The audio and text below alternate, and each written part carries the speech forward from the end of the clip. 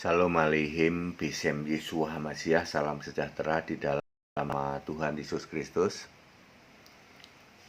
Bersama saya, Pendeta Henry Tandianta, MPS. Happy Chinese New Year ya. Selamat memberi angpau kepada anak atau cucu kita ya. Baik, kita akan membahas sebuah tema yang judulnya begini, mengkudeta Yesus. Mengkudeta Yesus, Yesus dikudeta. Saya akan menyoroti 3 hal mengkudeta Yesus ya. 1, mentahbiskan pendeta. Terus yang kedua adalah tumpang tangan terima Roh Kudus. Kemudian yang ketiga, mengizinkan perceraian, otomatis nanti memberkati pernikahan setelah perceraian ya. Saudara-saudara, saya balik dulu ya. Saya balik dulu dari nomor 3. Mengizinkan perceraian lalu nanti memberkati lagi perceraian ya. Banyak orang, banyak pendeta salah menafsirkan Matius 19 ayat 6. Apa yang dipersatukan Allah tidak boleh diceraikan manusia. Lalu dengan segala macam akhirnya bercerai, nyerah pendetanya ya. Lalu setelah bercerai terus dia nikah lagi ya. Nikah lagi diberkati oleh pendeta yang sama lagi ya.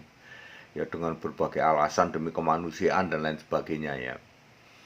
Ya, itu mengkudeta karena apa yang dipersatukan Allah tidak boleh diceraikan manusia. Tidak salah sih pendetanya karena sebenarnya ini tidak terlalu salah ya. Karena pendetanya juga waktu pemberkatan juga aku memberkati pernikahan kalian dalam nama Allah Bapa, Allah Putra, Allah Roh Kudus. Itu kan tidak dipersatukan Allah. Jadi sebenarnya boleh cerai. Tapi ya memang pendetanya juga tidak tahu, waktu pemberkatan pernikahan juga tidak tahu. Ya, Bapa, Anak, Roh Kudus itu bukan Allah ya. Itu Allah-alahan. Kalau Allahnya orang Kristen itu Yesus Kristus. Jadi kalau Anda diberkati, pernikahanmu diberkati dalam nama Bapa dan Anak dan Roh Kudus, itu bukan dipersatukan Allah. Sebenarnya Anda boleh cerai. Sudahlah ya.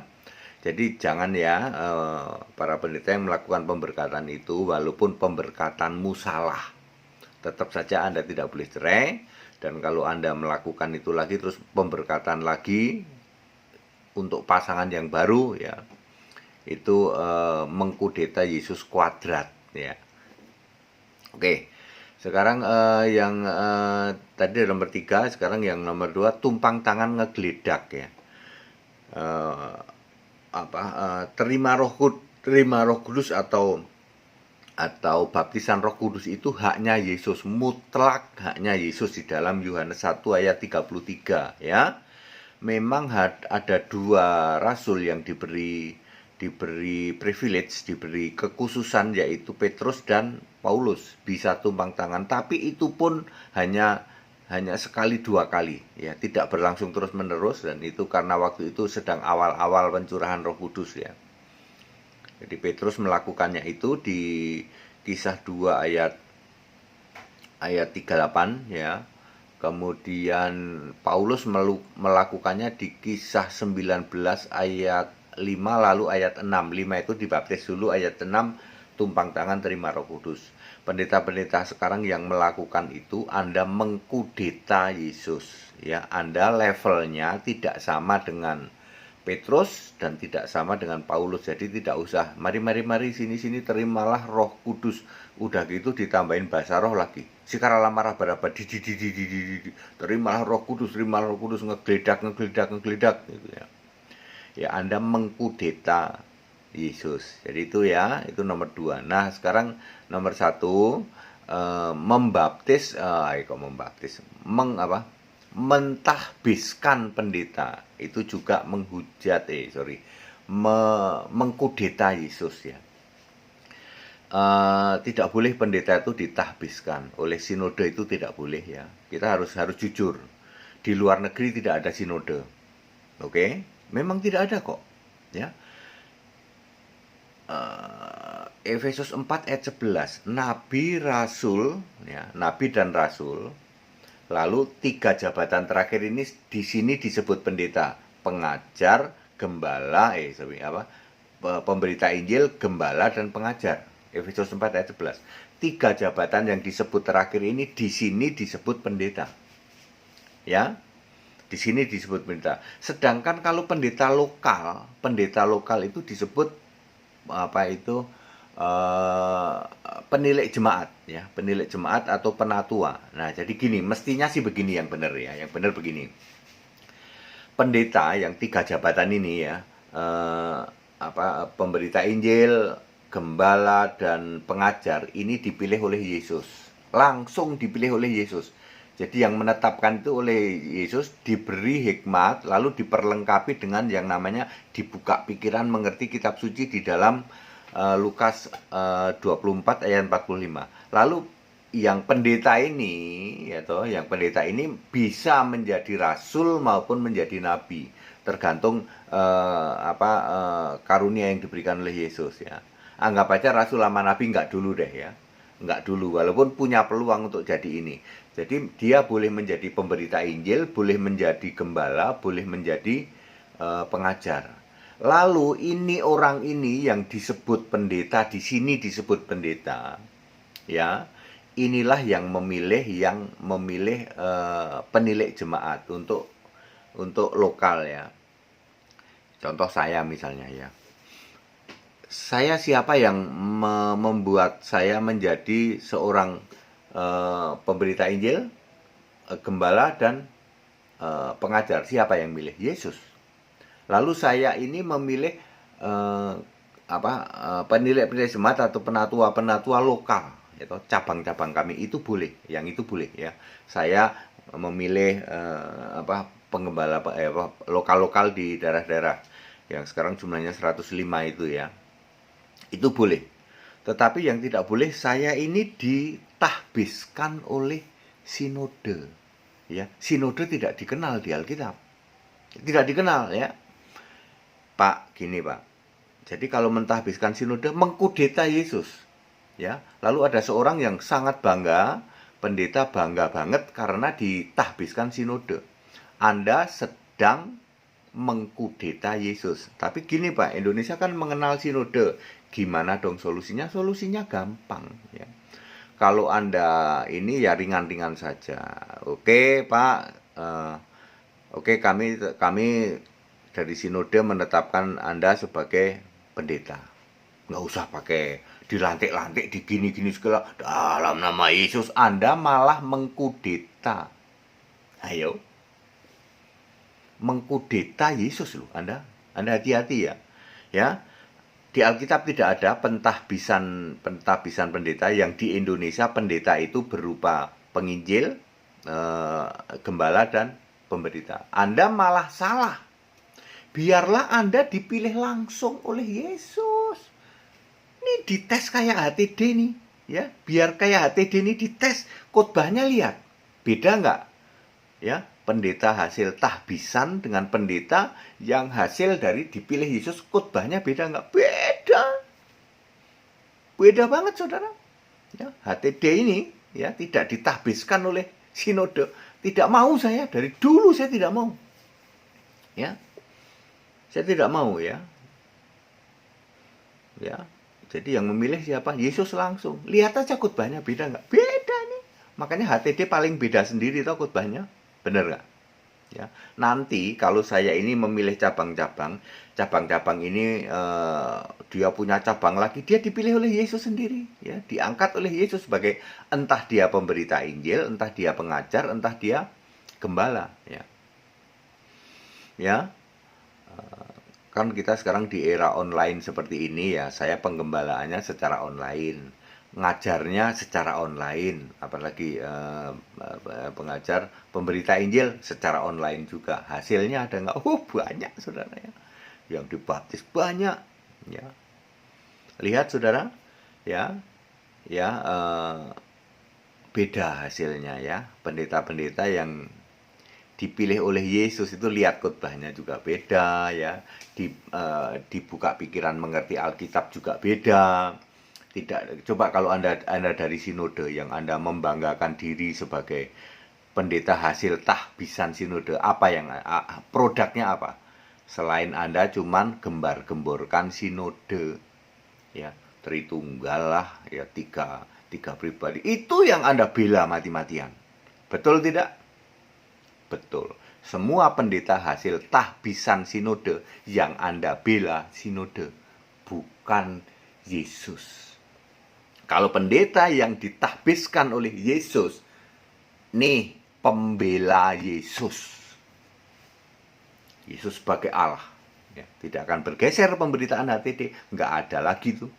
Ya Pak, tapi harus mengakui, janganlah, ya namanya sesama Kristen ya, haruslah, nggak usah nyinggung-nyinggung sinode lain. Saya hanya loyal, hanya taat pada Yesus, apa yang tertulis di Alkitab. Kalau tertulis di Alkitab Allah itu satu, yang sinode apa yang ngomong Allah tidak satu, ya sorry saya harus ngomong Allah tidak satu. Tidak ada itu Allah hakikat manifestasi, ya. Hakikat manifestasi pribadi nggak ada. Saya ya harus ngomong gitu. Saya loyal hanya pada Yesus, sebab saya yang milih Yesus, dipilih Yesus. Siapakah HTD? Ya, sekolah kagak, istilahnya sekolah teologi juga kagak. Saya sekolah mengerti Alkitab. Beda toh? Ya, itu yang disebut mengkudeta Yesus. Jangan mengkudeta Yesus ya. Oke Pak, lalu solusinya apa? Tadi sudah dikasih tahu. Pak TD, Anda saya lantik jadi pendeta kami ya, tapi nggak usah pakai inaugurasi, nggak usah pakai datang sini pakai jas, lalu aku tumpang tangan sebagai kepala sinode. Anda mengkudeta Yesus. Cukup saja bilang lewat telepon kayak lewat apa, lalu nanti terbitkan suratnya ya, pentahbisan. Itu baru benar. Untuk menyiasati bahwa di Indonesia ada sinode.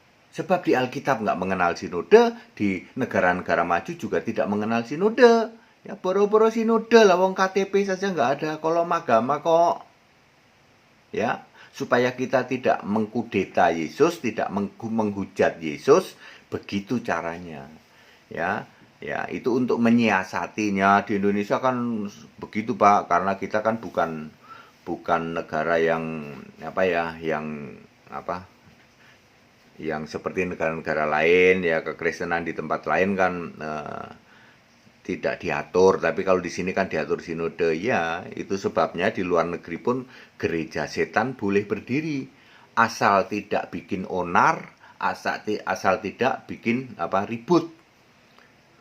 Kalau di tempat kita diatur, bikin onar melulu, bikin ribut melulu, akhirnya di kotak-kotak loh.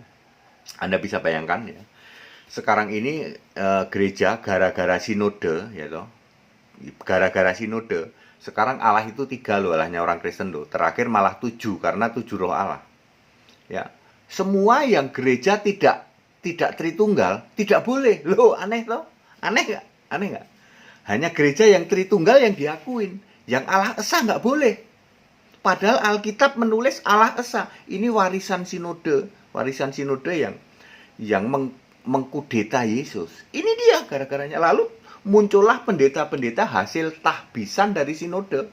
Yang dibela apa? Sinodenya.